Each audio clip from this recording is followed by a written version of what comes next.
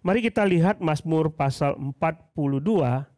Mazmur 42 ayat 1 sampai 12 saya akan bacakan kepada saudara supaya saudara mengerti konteks dari apa yang kita pelajari pagi hari ini. Mazmur 42 ayat 1 sampai 12 untuk pemimpin biduan, nyanyian pengajaran Bani Korah.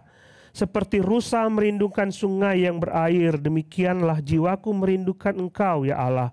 Jiwaku haus kepada Allah yang hidup.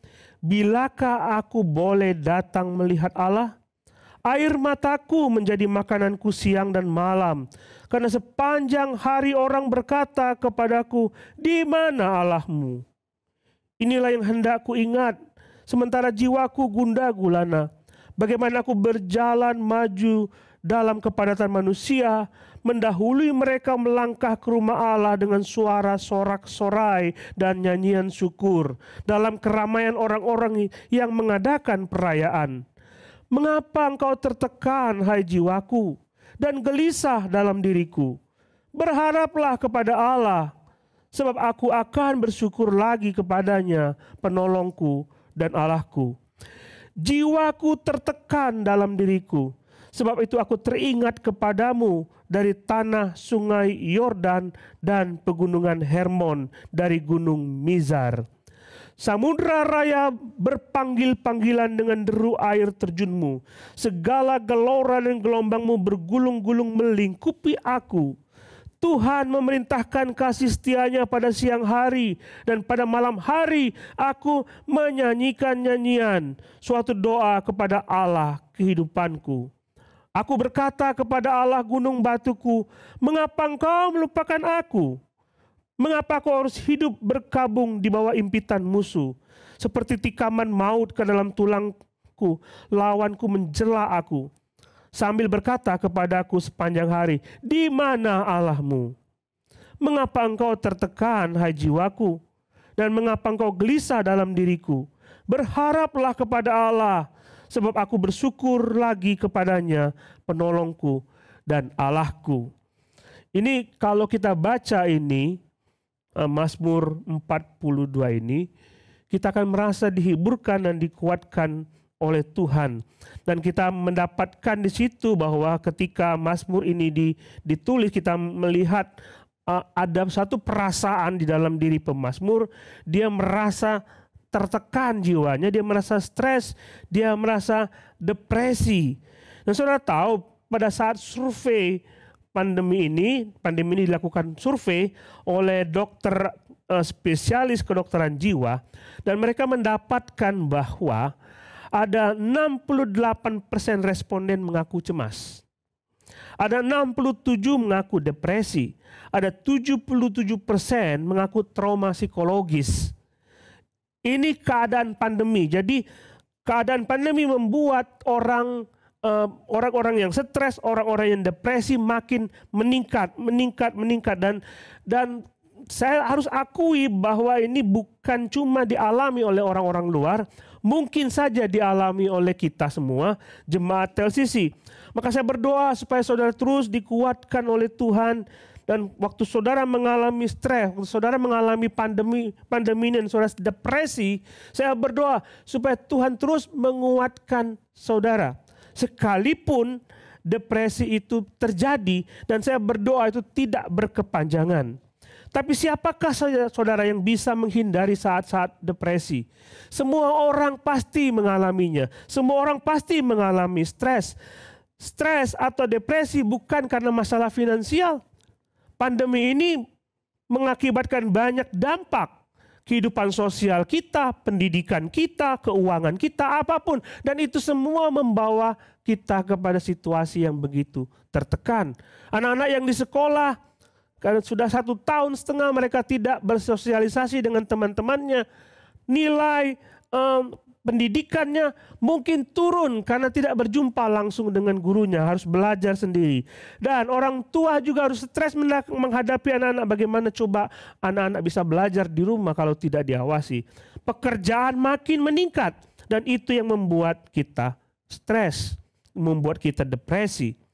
Tapi hal seperti itu bukan hanya dialami oleh saudara. Saudara lihat dalam perjanjian lama, dalam Alkitab ada banyak hamba-hamba Tuhan juga mengalami depresi, juga mengalami stres. Elia pernah lari dan ketika dia dikejar oleh Ahab, dikejar oleh Isabel, dia lari dan dia stres di situ. Aku bekerja sendirian Tuhan. Dia stres mengalami seperti Tuhan memberikan saat di mana Elia bisa berdiam diri menguatkan keadaan rohaninya. Habakuk juga meratap ketika dia melihat kemalangan demi kemalangan. Yeremia juga menangis karena dia melihat ada banyak sekali penderitaan yang dialami. Nah, bagaimana dengan kita? Kalau nabi Tuhan juga seperti itu, mengalami depresi, kita sama seperti mereka, kita pun pasti akan mengalami itu. Mau tidak mau. Karena kita masih berada di dalam dunia. Saudara baca Mazmur 42 dan saudara bandingkan dengan Mazmur 43. Sepertinya ini adalah satu bagian nyanyian.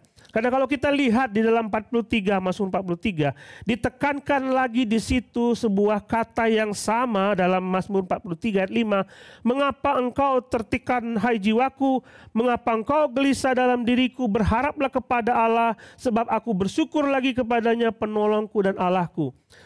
42, 43, kita simpulkan saja bahwa ini menjadi satu lagu yang sama. Semua ahli juga setuju bahwa ini adalah satu syair yang sama. Dan saudara lihat di sini, kalau ini satu lagu 42 dan 43, berarti ada pengulangan-pengulangan di situ disebutkan mengapa engkau tertekan hai jiwaku. Kita tidak tahu siapa penulis Mazmur ini, tapi dia menghadapi tekanan-tekanan dalam hidupnya. Dia mengalami depresi dalam hidupnya. Dan dia mencoba untuk lepas dari depresi itu. Dan dia mengatakan, mengapa engkau tertekan hai jiwaku? Artinya dia mengakui bahwa dia depresi. Dia mengakui bahwa dia tertekan. Saudara lihat di situ di dalam ayat yang ke-7 disebutkan jiwaku tertekan di dalam diriku. Dia mengalami tekanan dan dia akui itu. Dia akui itu. Bahkan dalam ayat 10 dia berkata, mengapa engkau melupakan aku? Seolah-olah Allah itu jauh sekali dan tidak bisa menjangkau dirinya dan tidak bisa menolong dia. Tidak ada salahnya kalau kita mengungkapkan rasa depresi itu kepada Tuhan, mengungkapkan rasa kesulitan, kesusahan, rasa penderitaan, tidak ada salahnya, tidak usah ditutup-tutupi karena Tuhan juga tahu apa yang kita alami. Saudara bisa ngomong kepada Tuhan, Tuhan, aku saat ini takut. Tuhan, aku saat ini bingung. Tuhan, aku tidak tahu aku harus berbuat apa. Jujur saja kepada Tuhan. Jujur saja. Karena begitu saudara berkata kepada Tuhan, aku takut, aku tidak tahu harus berbuat apa, aku sedang tertekan. Saudara jujur dan minta pertolongan dari Dia. Saudara penyakit fisik punya gejala. Saudara lihat kita misalnya kita punya ada penyakit corona. Kalau kita apakah simptomnya, apa gejalanya sebuah penyakit corona? Kalau misalnya kalau ditanya dia demam, dia batuk, pilek, lalu ditanya lagi perasaannya hilang atau tidak, penciumannya hilang atau tidak, kita bisa simpulkan itu. Kita simpulkan bahwa dia sedang mengalami penyakit corona. Dia terinfeksi dengan corona. Dan saya akan bacakan kepada saudara survei dokter kejiwaan tadi. Dia mengatakan ada gejala-gejala di mana orang merasa cemas. Gejala-gejalanya adalah seperti ini. Merasa sesuatu yang buruk akan terjadi. Dia cemas. Dia melihat keadaannya, lalu dia merasa sesuatu yang buruk pasti akan terjadi. Itu simptomnya. Lalu dia khawatir berlebihan, tidak pernah seperti itu. Dia mudah marah, mudah jengkel, dan sulit untuk rileks. Nah itu gejala orang mengalami depresi, gejala orang mengalami tekanan di dalam hidup, gejala orang mengalami kesulitan di dalam hidup. Gejala untuk mengalami depresi yang besar adalah dia gangguan tidur, susah tidur. Jadi kalau saudara tidurnya susah, Ada kemungkinan saudara sedang mengalami depresi. Saudara kurang percaya diri, lelah tidak bertenaga, dan kehilangan minat. Ini depresi. Nah, kita lihat tadi ada gejala-gejala fisik untuk melihat apakah kita sakit corona. Tetapi kalau saudara mengalami hal-hal seperti ini, kemungkinan besar kita mengalami depresi. Jadi akui saja kalau saudara pernah mengalami seperti itu. Kalau saudara sedang mengalami seperti itu, kalau tidak diakui maka akan berakibat fatal. Saudara, saya mengikuti pelatihan behavior, perilaku manusia. Dan bisa dilakukan tes apakah seorang itu mengalami depresi atau tidak. Kadang-kadang orang, dia mengalami depresi tapi tidak mengakuinya. Tapi hasil tes itu membuktikan bahwa sedang ada sesuatu yang tidak beres di dalam dirinya. Dan dia tidak sulit sekali diungkapkan kepada orang. Karena mungkin gengsi, karena dia mukanya happy, mukanya senang, tidak terlihat dia sedang depresi. Begitu dia sendiri, dia merasa bahwa dia tidak berdaya. Dia gelisah. Ada cerita terkenal, mungkin saudara tahu cerita ini. Ada seorang datang kepada dokter. Dokter itu terkenal sekali di kota itu. Dan dia berobat. Karena katanya saya sedang capek, lelah. Tolong periksa apakah ada sesuatu dalam diri saya. Dokternya memeriksa orang ini dan mengatakan, semua organ tubuhmu berjalan dengan baik. Jantungmu baik, paru-parumu baik, semua organ tubuhmu baik. Engkau sehat. Tetapi yang saya lihat adalah wajahmu seperti tidak bergairah. Wajahmu terlihat engkau tertekan. Saran saya, dokter itu menyarankan sesuatu kepadanya. Di kota ini ada sirkus yang terkenal. Saya sering pergi ke situ. Dan saya menonton badut itu. Kalau lagi saya stres, saya nonton badut itu, saya happy, saya senang, dan saya tertawa-tawa dengan badut itu. Silakan pergi ke sana dan tontonlah badut itu, dan saudara akan terhibur. Saudara pulang akan bahagia. Pasien ini mengatakan kepada dokter itu, dokter, akulah badut itu. Setiap orang punya pengalaman tertekan jiwanya, tertekan keadaannya. Hanya harus perlu diakui kepada Tuhan. Akui saja. Nah, dia pasti akan menolong saudara. Banyak sekali orang yang memasang wajah berbahagia seolah-olah tidak ada apa-apa. Tapi jauh di dalam lubuknya hati yang terdalam, dia kosong. Perlu dikuatkan, perlu dihiburkan. Lalu apa yang dialami oleh pemazmur? Ayat 1 kita baca ayat 1, 2, dan 3. Untuk pemimpin biduan nyanyian pengajaran Bani Korah, seperti rusa yang merindukan sungai yang berair. Demikianlah jiwaku merindukan Engkau, ya Allah. Jiwaku haus kepada Allah yang hidup. Bilakah aku boleh datang melihat Allah? Dia menggambarkan rasa hausnya kepada Allah seperti rusa yang merindukan sungai yang berair. Saudara bisa bayangkan ada rusa yang berada di dalam padang pasir, tengah padang pasir yang begitu besar, dan tidak ada air di situ. Dia tidak berdaya, tanpa air, haus, tapi dia tidak bisa mengusahakan air itu. Keadaannya bahaya. Rusa itu perlu air. Seperti itulah keadaan pemazmur. Dia sudah lama tidak bertemu dengan Tuhan. Dia sudah lama tidak bertatap muka dengan Tuhan. Dia sudah lama tidak bergaul sama Tuhan. Dia rindu untuk kembali kepada Tuhannya. Kalau kita baca, coba kita lihatkan ayat yang kelima. Ayat kelima, kita lihat di situ. Inilah yang hendak ku ingat, sementara jiwaku gundah gulana. Bagaimana aku berjalan maju ke dalam kepadatan manusia, mendahului mereka melangkah ke rumah Allah dengan sorak-sorai dan nyanyian syukur. Dia ingat waktu itu, waktu aku sekarang ini aku sedang gundah gulana. Tapi aku ingat waktu itu ketika aku masih bersama-sama dengan Tuhan, aku bisa pergi ke bait Allah, menghampiri Allah, datang kepada Allah, beribadah kepada Allah. Saudara, bangsa Israel, kalau ingin bertemu dengan Tuhan, dia datang ke bait Allah.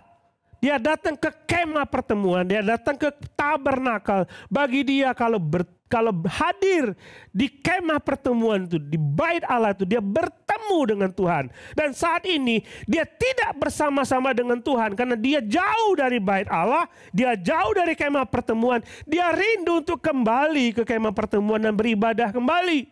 Waktu saya baca ini, saya pikir kita sudah 1,5 tahun mengalami pandemi, udah 1,5 tahun kita tidak beribadah bersama-sama. Mungkin ada perasaan rindu kita untuk kembali beribadah bersama-sama. Aku ingat pada waktu itu, aku berjalan mendahului kepadatan manusia menghampiri rumah Tuhan. Itulah yang dirindukan oleh pemazmur. Dia rindu menghampiri Tuhan di rumah Tuhan. Ini yang terjadi. Kita mungkin rindu untuk datang kembali beribadah bersama-sama dengan semua teman-teman seiman. Kita rindu saat-saat itu terjadi kembali. Tapi saudara, yang ditekankan di sini adalah kekeringan jiwa. Saudara, saya yakin kalau kita lihat dalam itu kan perjanjian lama, itu dalam pemazmur ketika dia mengidentifikasikan bertemu dengan Allah itu hadir di rumah Tuhan. Tetapi kita sebagai orang-orang perjanjian baru, waktu kita bertemu dengan Tuhan, kita bertemu dengan Tuhan kapanpun kita bisa. Di rumah kita, dimanapun kita bisa bertegur sapa dengan Tuhan dan menjalin hubungan sama Tuhan. Tetapi itu tidak mengurangi kemungkinan kita untuk mengalami tekanan. Banyak orang yang sekalipun dia hidup pada masa kini, dia orang Kristen, dia mengalami kekeringan kejiwaan. Dia tidak pernah kembali bersekutu dengan Tuhan. Dia ingat dia bersama-sama dengan Tuhan. Dulu dia ingat dia bisa bersekutu dengan Tuhan, melayani Tuhan. Tetapi dia sudah lama tidak berjumpa dengan Tuhan. Sudah jauh meninggalkan Tuhan. Dia sadar dia sedang terpuruk. Dia mencoba untuk memuaskan dirinya dengan kesenangan dunia. Orang-orang Kristen ada yang seperti itu. Ketika mereka bersekutu dengan Tuhan, mereka merasakan bahagia, dan ketika mereka jatuh dalam dosa, mereka pergi meninggalkan Tuhan. Seolah-olah dia mengatakan, Tuhan, tanpa Engkau, aku bisa berbuat apapun yang aku mau. Tanpa Engkau, aku bisa melakukan apapun. Aku bisa senang. Dan sekarang, setelah sekian lama Tuhan membiarkan dia pergi, dia merasa kosong. Seperti anak yang bungsu itu. Dia minta warisan kepada bapaknya. Dia minta warisan dan merasa bahwa dengan harta warisan ini aku bisa memuaskan diriku sendiri. Dengan harta warisan ini aku bisa berbuat apa saja aku mau. Tanpa bapakku aku bisa bersenang-senang. Tapi dia salah. Setelah sekian lama dia meninggalkan bapaknya, dia kehilangan segala-galanya. Dan dia ingat, dulu waktu aku masih bersama dengan Bapa, oh betapa bahagianya aku. Mungkin ada di antara saudara yang seperti itu. Sudah lama meninggalkan Tuhan. Saudara dulu bersekutu dengan Tuhan. Dan saudara tidak pernah lagi bersama dengan Tuhan. Saya tidak pernah menegur Tuhan lagi. Ada kekosongan di dalam dirimu yang tidak bisa diisi dengan uang, yang tidak bisa diisi dengan hiburan, yang tidak bisa diisi dengan apapun, kecuali Tuhan sendiri hadir di situ. Saudara, seperti anak bungsu itu yang menyadari kesalahannya, dia pulang. Saya mengajak saudara untuk pulang ke Bapa. Dia menanti saudara. Dia sanggup untuk memulihkan keadaan saudara. Saudara sudah mencoba mencari kebahagiaan di luar Yesus. Saudara tidak menemukan. Kembali, pulanglah. Saudara stres, pulanglah. saudara sedang tertekan, pulanglah. Datang kepada Tuhan. Dia berkata, marilah kepadaku semua yang letih lesu dan berbeban berat. Aku akan memberi kelegaan kepadamu. Pulanglah. Bapa menanti engkau. Bapa ingin bersekutu lagi bersama-sama dengan engkau. Itu yang dirindukan pemazmur.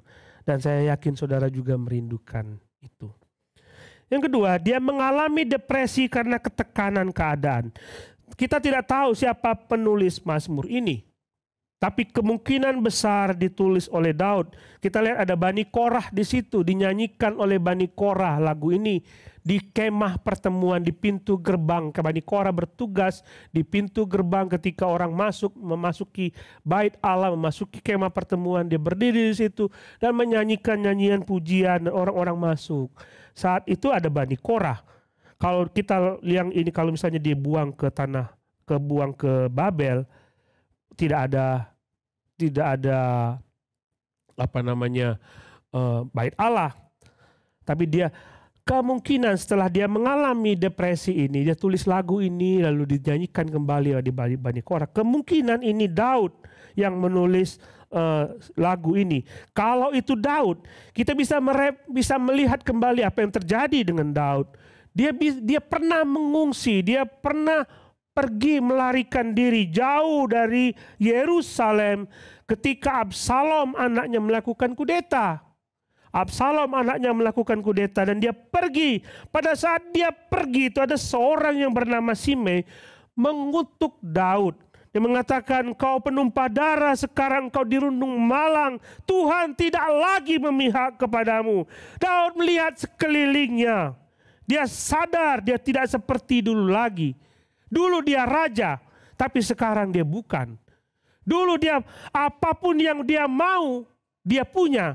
Tapi sekarang dia pengungsi. Dia harus berbelas kasihan kepada orang yang di kota di mana dia dekati, dan orang lain memberi dia makan. Dulu apa saja ada dan tersedia, sekarang tidak lagi. Dia tertekan karena keadaannya. Mungkin itu yang kita alami.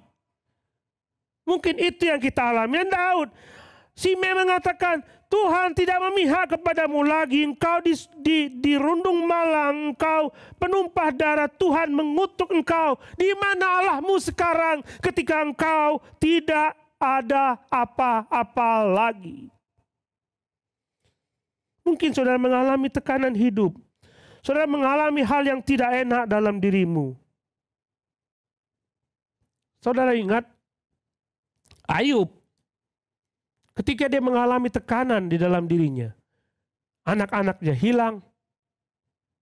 Dia mengalami sakit. Kulitnya berdarah, bernanah. Lalu istrinya ngomong kepada Ayub. Ngapain percaya kepada Tuhan lagi? Kutukilah Allahmu itu. Pada waktu saudara mengalami tekanan hidup, saudara berdoa kepada Tuhan. Tuhan, tolonglah aku. Aku tidak tahu apa yang harus kau buat. Makanan di rumahku tinggal sedikit. Uangku tinggal sedikit. Aku tidak tahu besok mau makan apa. Saudara berdoa dan tidak ada jawaban dari Tuhan. Uang masih sedikit, tetap. Saudara tidak tahu besok masa depan seperti apa. Tidak ada kejelasan. Lalu orang berkata kepada saudara, di mana Allahmu? Saudara masih bertahan menunggu Tuhan. Saudara percaya, aku percaya kepada Tuhan bahwa dia akan bertindak. Saudara berdoa lagi, berdoa lagi, berdoa lagi. Dan Tuhan tetap diam. Semuanya sama keadaan. Tidak ada yang diperbaiki. Makanan tetap kurang. Besok tidak tahu mau seperti apa. Uang tidak bertambah. Makin lama makin menipis. Lalu ada orang datang kepada saudara mengatakan, di manakah Allahmu? Mengejek saudara. Saudara pasti akan berpikir dan mengatakan, Allah akan menolongku. Ya, imannya begitu kuat. Lalu saudara berdoa lagi, dan berdoa lagi. Setelah saudara berdoa, saudara buka mata, keadaan masih tetap sama. Tidak ada jawaban dari Tuhan. Makanan tetap tidak ada. Uang tetap tidak ada. Masa depan masih terlihat begitu suram. Lalu orang berkata kepada saudara, di manakah Allahmu? Di mana Allahmu? Dia tidak akan menolong engkau. Sekali, dua kali, tiga kali, empat kali saudara mendengar omongan itu, saudara akan ngomong dalam ayat yang ke 10. Aku berkata kepada Allah, gunung batuku, mengapa engkau melupakan aku? Benar? Doa pertama tidak dijawab oleh Tuhan. Saudara menunggu seminggu tidak dijawab. Saudara menunggu 2 minggu tidak dijawab. Saudara menunggu 3 minggu tidak dijawab. Menunggu 4 minggu tidak dijawab. Muncullah kata-kata ini. Ya Allahku, mengapa engkau melupakan aku? Itu yang dialami oleh pemazmur. Dan mungkin persoalan saudara sama seperti dia. Allah sepertinya diam, meninggalkan aku. Nah, solusinya seperti apa, saudara? Saya mengajak saudara melihat pertanyaan yang sama, syair lagu yang sama, kata-kata yang sama yang diucapkan oleh pemazmur, baik dalam pasal 42 sama pasal 43. Kata-kata yang sama itulah yang dinyanyikan tadi. Why you so downcast on my soul? Mengapa engkau tertekan, hai jiwaku, dan gelisah di dalam diriku? Berharaplah kepada Allah, sebab aku akan bersyukur lagi kepadanya, penolongku dan Allahku. 3 kali dia mengucapkan kata-kata yang sama. 3 kali dia bertanya, mengapa engkau tertekan, hai jiwaku? Ini pertanyaan bukanlah karena dia putus pengharapan. Mengapa engkau tertekan, hai jiwaku? Ada menekankan, buat apa engkau tertekan, hai jiwaku? Untuk apa engkau tertekan di dalam diriku? Kenapa engkau stres? Tidak ada alasan bagimu untuk stres. Buat apa engkau tertekan? Buat apa engkau gelisah? Dia berkata kepada dirinya, berharaplah kepada Allah, hai jiwaku. Dialah penolongku. Mengapa engkau tertekan, hai jiwaku? Itu bukan pertanyaan untuk mencari jawaban. Karena dia sudah tahu jawaban yang bisa dia peroleh. Karena begitu dia bertanya, mengapa engkau tertekan, hai jiwaku? Berharaplah kepada Allah. Mengapa engkau tertekan? Tidak ada alasan untuk bertekan. Tidak ada alasan untuk saudara gelisah, tidak ada alasan saudara untuk khawatir, tidak ada alasan untuk tertakut. Berharaplah kepada Allah. Dia ngomong kepada dirinya sendiri, enggak ada alasan bagiku untuk tertekan. Itu maksud kalimat itu. Tidak ada alasan untuk tertekan, tidak ada alasan untuk takut, tidak ada alasan untuk khawatir, tidak ada alasan untuk gelisah, karena ada pengharapan di dalam Tuhan. Itu yang dia bilang kepada dirinya sendiri. Dia tidak lihat dari orang lain. Dia tidak cari solusi dari orang lain. Karena dia sudah tahu jawaban. Untuk aku yang tertekan, ada jawabannya. Berharaplah kepada Tuhan. Berharaplah kepada Tuhan. Saudara, pada waktu kita tertekan, kita sering mendengar diri kita sendiri yang ngomong. Jadi waktu kita tertekan, kita mendengar diri kita sendiri ngomong, sudahlah, nasi sudah menjadi bubur. Sudah terlambat. Tidak ada gunanya lagi. Tidak ada pengharapan lagi. Tidak ada masa depan. Pada mulanya pemazmur mendengar orang lain berkata, "Di mana Allahmu?" Dia tidak akan menolongmu. Itu orang lain yang berkata kepadanya, "Tidak ada Allahmu. Allah tidak akan menolongmu." Kemudian dia mendengar dirinya sendiri berkata, "Allahku meninggalkan aku." Lalu dia ingat Tuhannya. Dia berkata kepada dirinya sendiri, "Mengapa engkau tertekan, hai jiwaku? Berharaplah kepada Tuhan. Dia akan menolongmu." Jangan dengar apa kata orang lain tentang dirimu. Jangan dengar apa kata perasaanmu tentang keadaanmu. Dengar apa kata Tuhan tentang engkau. Itu lebih penting, saudara. Jangan dengar perasaanmu sendiri. Jangan dengar apa kata orang. Dengar apa kata Tuhan tentang dirimu. Saudara membaca Alkitab dan membaca Alkitab di sana banyak sekali Tuhan berkata tentang dirimu. Dia berkata, "Aku mengasihi engkau, aku mengasihimu, aku sayang kepadamu, rancanganku bagimu adalah rancangan damai sejahtera, rancangan yang baik." Itu kata Tuhan. Dia tidak akan meninggalkanmu, dia akan selalu menolongmu. Perkataan Tuhan itulah yang harus saudara dengar. Bukan apa kata orang, bukan apa kata perasaanmu tentang dirimu. Kita terbawa emosi dengan hal-hal seperti itu. Ketika kita tertekan, diri kita sendiri mengatakan, sudah terlambat. Coba tanya kepada Tuhan, apa kata dia tentang keadaanmu? Coba tanya kata Tuhan, "Tuhan, apakah engkau mengasihiku? Sebesar apa itu?" Ada seorang wanita di desa Sikar, Samaria. Dia seorang pelacur. Hidupnya kacau. Orang lain mengucilkan dia. Kita bisa tahu itu. Dia pergi siang-siang hari untuk cari air. Karena dia tahu siang hari tidak ada orang lain di situ. Dia malu dengan keadaannya sendiri. Dia malu terhadap dirinya sendiri. Dia malu dengan hidupnya.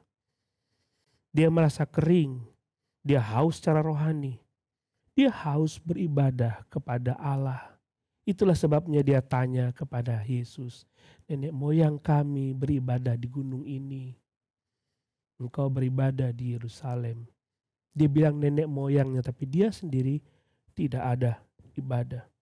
Dia bertemu dengan Tuhan Yesus.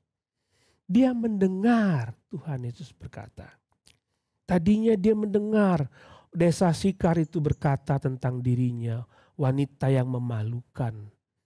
Dia mendengar dirinya yang merasa kering dan tidak ada artinya. Lalu dia mendengar ucapan Yesus. Yesus berkata, "Barang siapa minum air yang akan kuberikan kepadanya, ia tidak akan haus untuk selama-lamanya.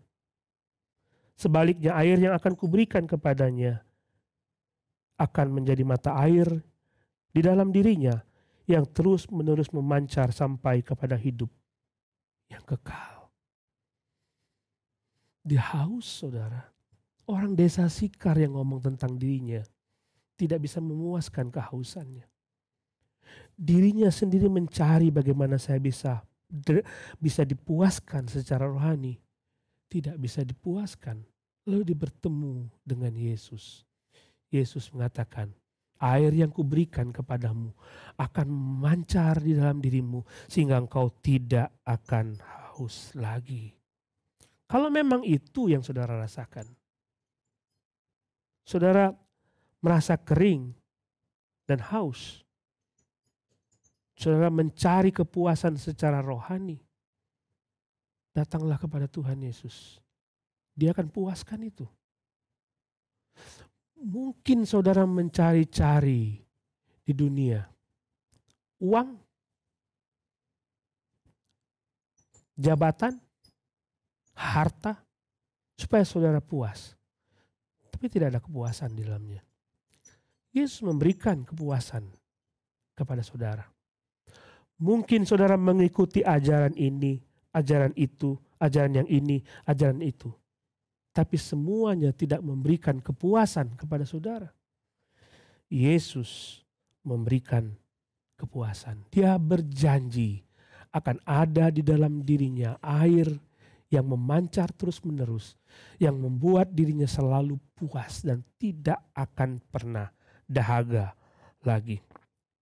Undangan saya bagi saudara, kalau saudara mengalami depresi, tekanan, dan berbeban berat, jangan berhenti berharap kepada Tuhan. Jangan dengar apa kata orang. Jangan dengar apa kata perasaanmu. Dengar apa kata Tuhan. Mazmur berkata, mengapa engkau tertekan hai jiwaku, dan mengapa engkau gelisah dalam diriku? Berharaplah kepada Allah, sebab aku bersyukur kepadanya, penolongku dan Allahku. King James Version mengatakan, kepada Allahku yang menolong wajahku, yang mengangkat kembali wajahku. Begitu saudara sedih, Tuhan akan mengangkat wajah saudara penuh dengan sukacita. Luar biasa. Luar biasa Allahmu. Yang kedua, mungkin saudara sudah pernah mengecap kebaikan Tuhan. Saudara jauh meninggalkan Dia saat ini. Sudah tidak pernah lagi beribadah, tidak pernah baca Alkitab, tidak pernah lagi saudara berdoa kepada Tuhan. Dan tidak pernah lagi menyebut nama Tuhan. Dan sekarang saudara sedang haus. Saudara sedang gelisah. Saudara butuh kepuasan secara rohani. Pulanglah. Pulanglah kepada Bapamu. Saat ini Dia menantikan engkau. Pulang. Mungkin saudara tidak pernah mengalami kepuasan dalam hidup. Saudara belum kenal Yesus. Tantangan saya bagi saudara yang belum kenal Yesus. Biarlah saudara menyerahkan hidupmu sepenuhnya kepada Dia. Dia akan memuaskan saudara. Mengangkat kepala saudara tegak bersama-sama dengan Dia. Dialah penolong dalam hidupmu. Mari kita berdoa.